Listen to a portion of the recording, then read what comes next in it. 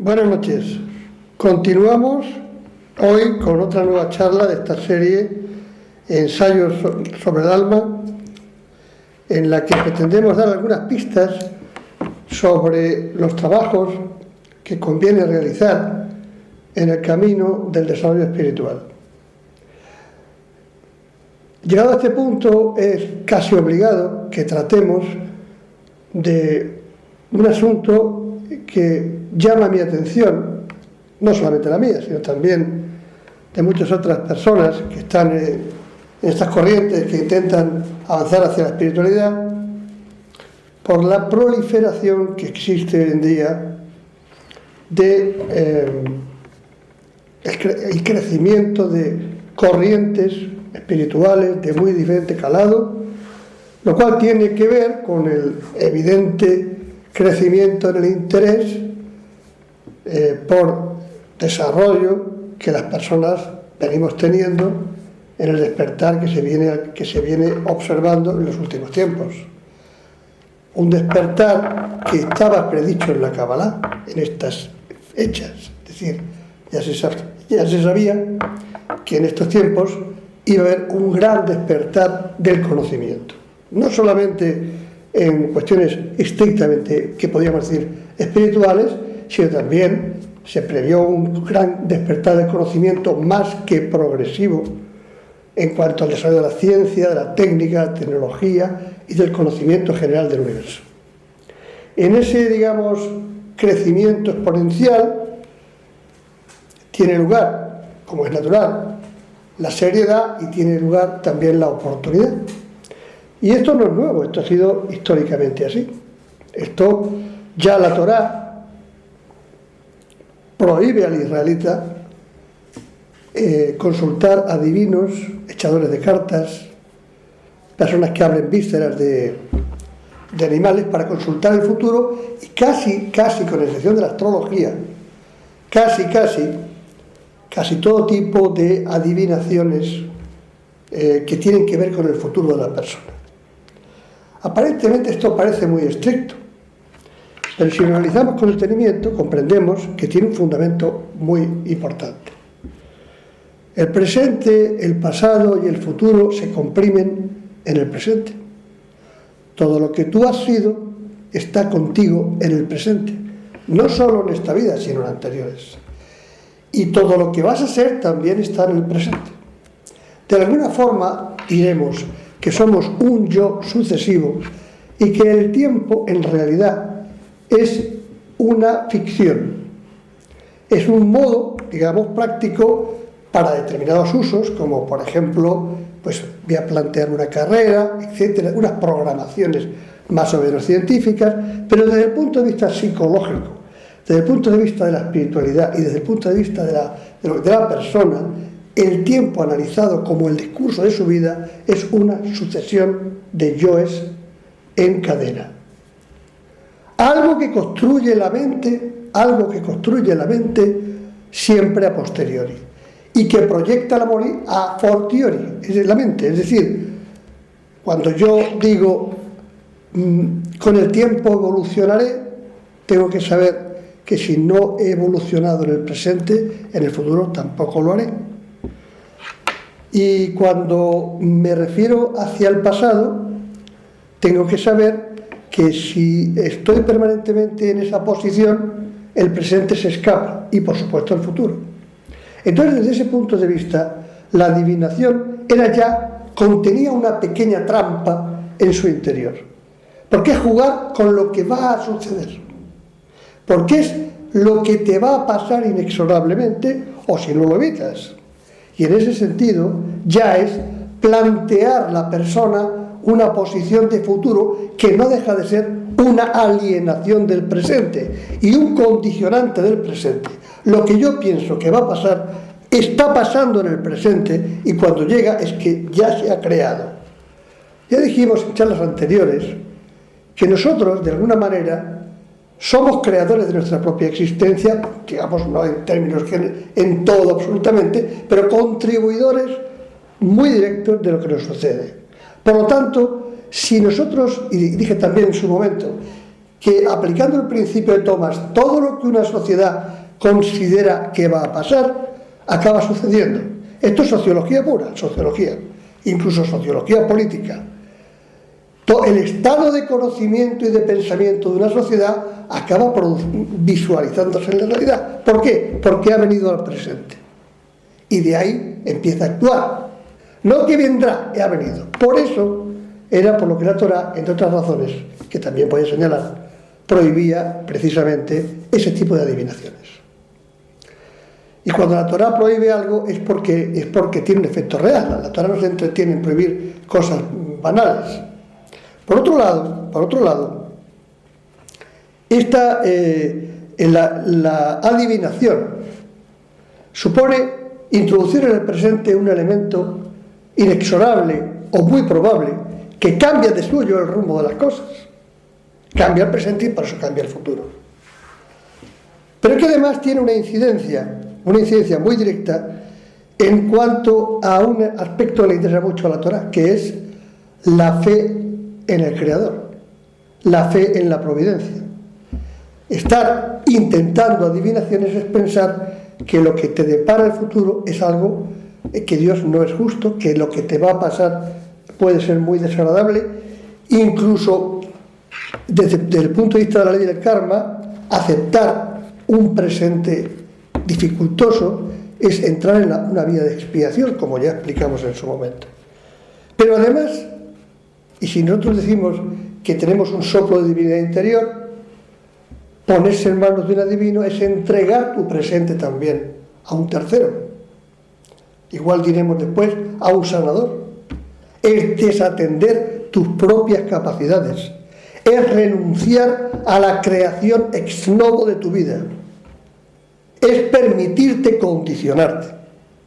Y por lo tanto, en ese sentido, es en el que, ahondando en el sentido de la Torá, hemos de decir que estaba prohibido. Y esa prohibición es, evidentemente, para evitar ese resultado, para que tú construyas tu vida en confianza en la providencia y en tus propias capacidades, y para que comprendas que tu futuro, en parte, o de una parte muy importante, está construido por lo que tú has sido, digamos, en vidas anteriores, y por lo que tú en tu presente construyes. Veremos en esta primera parte, porque creo que va a haber dos, porque este tema es muy complejo, intento que se entienda bien, veremos que entraremos también en el tema de la adivinación, no solo la adivinación, sino también de los llamados impositores de manos,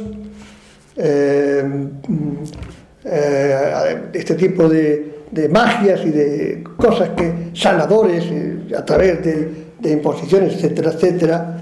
Y veremos también cómo lo que se produce a menudo es una alteración, un elemento pasivo de pasividad en la persona que recibe la imposición.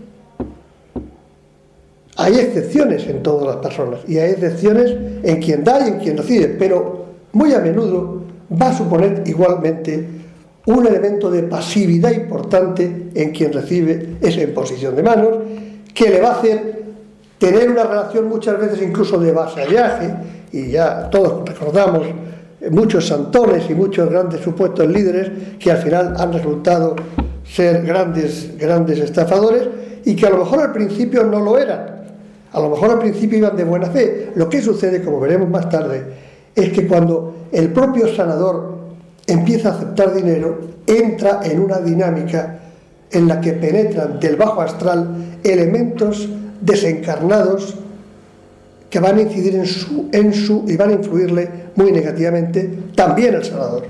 Y se crean unas perturbaciones, como después analizaremos, que dan lugar a que esto suceda. Por esa razón, el gran espiritista que era Allan Kardec manifestaba su disconformidad con todo tipo de cobro, prebenda y demás. Y también así en la tradición cabalística y así en la tradición de la Torá. Les voy a decir a ustedes, la Torá establece con mucha claridad que no se puede cobrar la explicación de Torá por muchas razones. La primera de ellas, porque lo que se recibe gratis no se puede cobrar. ¿Y cómo es que se recibe gratis? Pues se lo voy a explicar a ustedes. Cuando alguien se pone con las virtudes éticas necesarias y de respeto hacia sí mismo y por tanto también y hacia la divinidad, se pone ante Dios intentando extraer lo que llamamos la conciencia, intentando acercarse a la conciencia, que no es nada más que la unión con la divinidad, en definitiva. Dios le sonríe, Dios le sonríe, Dios abre puertas. Porque ya veremos que una cosa es aprender y otra cosa es la erudición. Aprender es, ya anticipo, empezar a acostumbrarse a ver todos los días todo con ojos nuevos. Decía un gran rabino, para aprender Torah, y se lo decía nada menos que uno de los grandes, olvida toda la Torah que sabes y empieza de nuevo. ¿Qué fundamento tiene? Tu presente.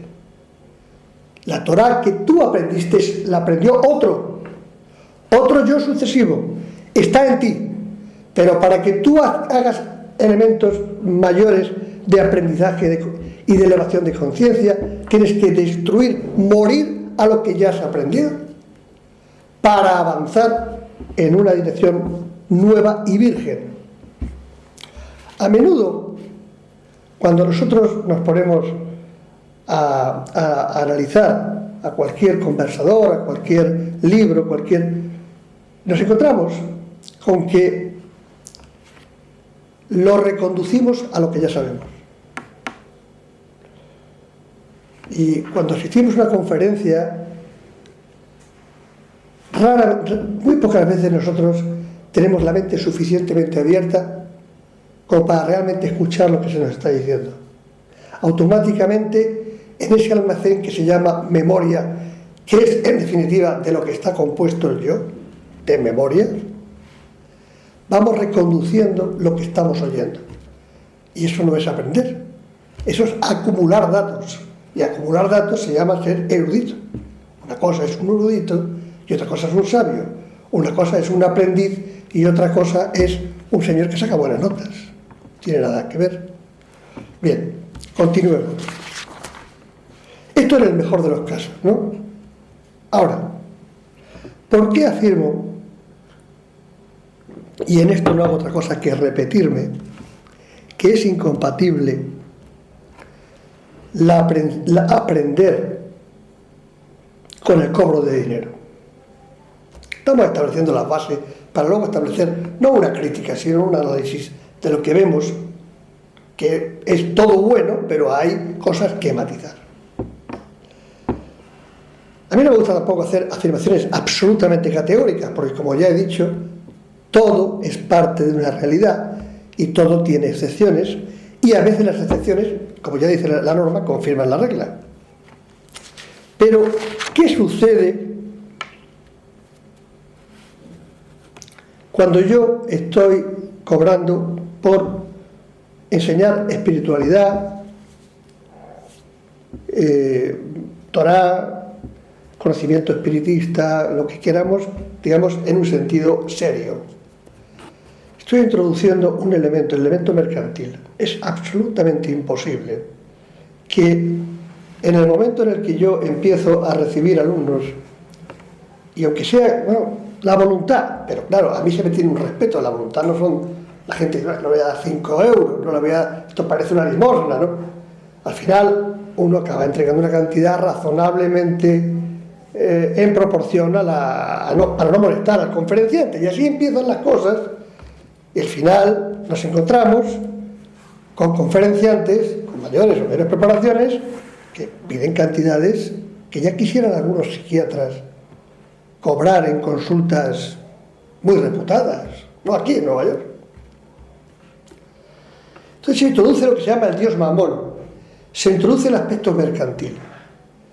Y en el momento en el que se introduce un aspecto mercantil en lo que es puro, y eso tiene que ver cuando yo mando mi energía, por ejemplo, sabemos que hay adivinos, o sea, que hay personas que sanan con las manos, y sabemos que es que hay personas que tienen un cuerpo etérico muy poderoso. Han sido bendecidos con eso.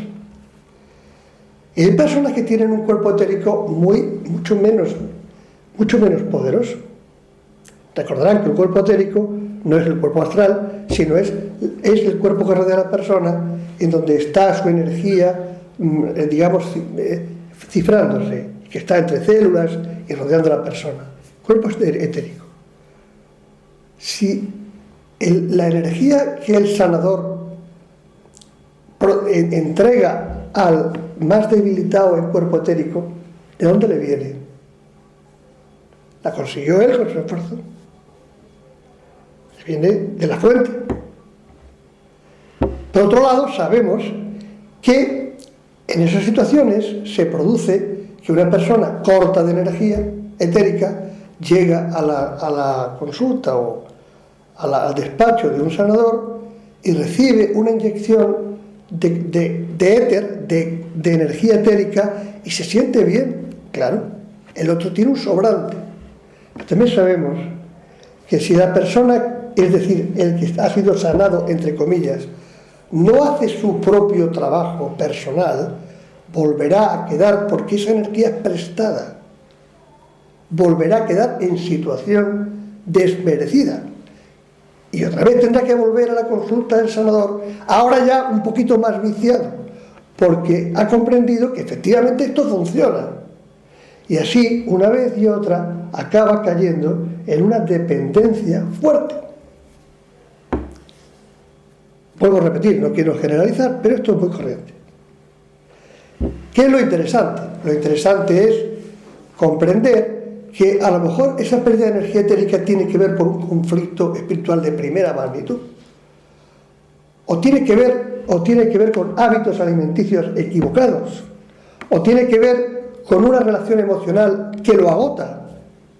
Y por lo tanto, si no acudimos al problema, es decir, dónde está la situación, y eso 100%, solamente lo puede saber la propia persona con un esfuerzo de autoanálisis y de sinceridad consigo mismo y con lo que le rodea, y probablemente con mucha meditación y con, si lo considera oportuno, oración, pero que desde luego rara vez lo va a conseguir de manera permanente a través de un procedimiento de transmisión de energía etérica.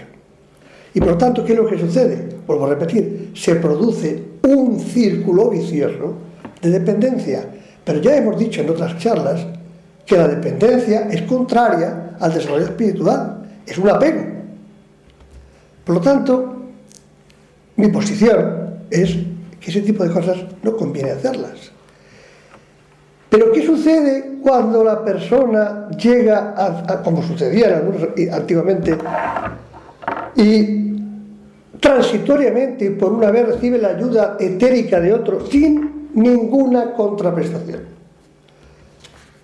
Puede haber apegos, pero será menor, porque el apego viene y el pago es doble. Te pago para no sentirme humillado y te pago también para que me sigas trabajando.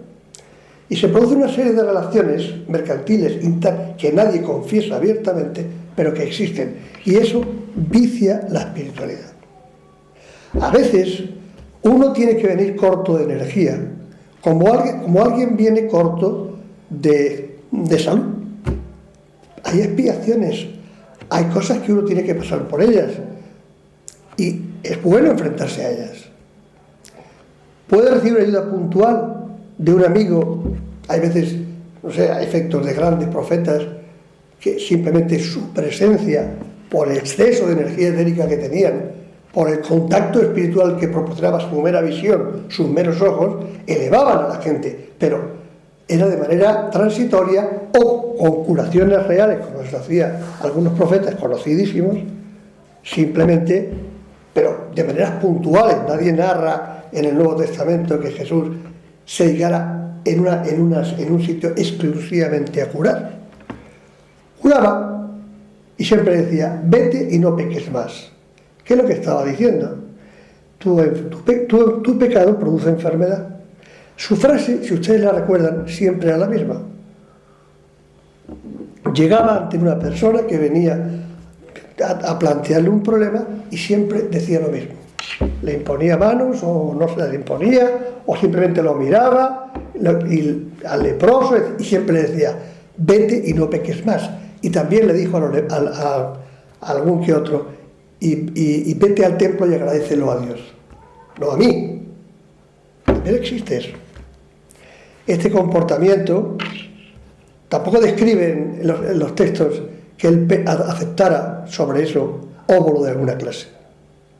Decía: vete al templo, no digas que yo te he curado, recordarán, no digas que yo te he curado, pero agradécelo a Dios. O sea, fíjese cómo es la cuestión. En ese sentido, Jesús no quería ni siquiera recibir el crédito de que era sanador, que era otro pago. ¿Por qué? Porque el que ha recibido el crédito social ya ha sido pagado. Es otro pago, porque aparte del dinero podemos seguir ampliando.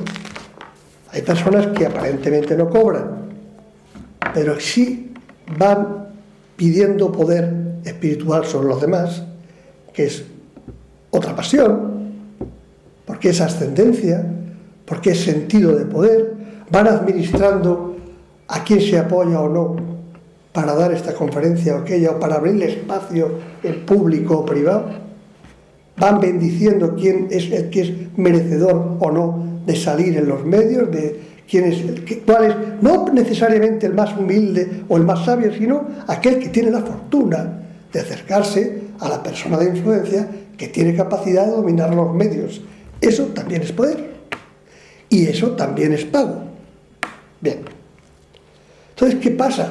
Que cuando estamos manejando la energía espiritual que nos vino de Dios bendito, tenemos que ser muy finos en este planteamiento. Porque las seducciones, es decir, estamos permanentemente acosados por espíritus desencarnados de bajo nivel. Porque los primeros, como ya dije en su momento, los primeros estadios del astral son de espíritus desencarnados de bajo nivel. Mentirosos, patrañeros, en fin, y todas las cosas que ustedes quieren seguir añadiendo, que están esperando una rotura en la ética, especialmente de aquel que, como Messi, va empezando a tomar poder. Está empezando la más mínima fractura para soyugarlo y llevarlo precisamente a que reciba pago, con lo cual descafeinan el mensaje. Es muy difícil hablar de espiritualidad y caerle simpático a todo el mundo. Muy difícil. Es muy difícil porque es hablar claro. Y también es muy difícil porque difícilmente el que habla tiene la cualidad moral necesaria para poder decirlo, incluso el que está aquí, y perdónenme ustedes. Y todo eso forma parte del mensaje, y todo eso forma parte de del eje de transmisión. Tienen ustedes que diferenciar muy claramente qué es conocimiento y qué es erudición, como ya he anticipado. Conocimiento es consciencia. Conocimiento es empezar a ver con otros ojos. Fíjense, ¿con qué ojos? Con los ojos que describe el Génesis a Adán y Eva. ¿Qué les sucedió a Adán y Eva? Perdieron conciencia. Con la ingenuidad. Cuando se describe que Adán y Eva vivían con ingenuidad, desnudos se quiere decir, ¿qué es lo que se está diciendo? Lo que se está diciendo es que cada día, cada minuto, tenía su propio son. Estaban abiertos a ver la realidad de nuevo cada minuto. ¿Qué perdieron a raíz de caer en el árbol de la ciencia? Y de esto hablaremos algún día. Seréis como dioses, de esto hablaremos algún día, porque también hay aquí en este tema mucho que cortar del bacalao, es decir, hay mucho que hablar de esto de que somos divinidad, también hay que matizarlo. Seréis como dioses, decía la serpiente. ¿En qué estado cayeron? En la pérdida de la ingenuidad. Estoy desnudo. Empezaron a recordarse cómo eran y cómo son. El factor tiempo entró en la historia. La ingenuidad, la creación desapareció. y empezamos a recordar y a vivir y a aparecer el ego, como dicen algunos grandes cabalistas, que no es ni más ni menos que Satán. Satán es el ego. Es decir, ¿por qué? Porque el ego es lo que me separa de la unidad. ¿Qué dice Adán? Adán dice, ya ve a Dios diferente. Ya empieza a decirle a Dios, le habla como otra cosa. Ha aparecido el yo mental, de que también hablaremos y desarrollaremos, ha aparecido el yo personal, que ve el resto como algo diferente a sí mismo. Y empieza a temerle a las fieras y empieza a temerle a la creación en general. ¿Por qué? Porque él ya no es la creación, es algo ajeno a la creación, algo separado de la creación. Y por supuesto, Dios y él son dos entidades distanciadas. Por eso es la ingenuidad. ¿Qué es la erudición? La erudición es la acumulación de conocimientos. Como ustedes comprenderán, la erudición tiene mucho que ver con el ego personal. Usted oye hablar a un erudito y ustedes verán que da gusto. Él mismo disfruta con su propia erudición. Datos, fechas, un almacén de memoria. En realidad, el yo personal, ¿qué es?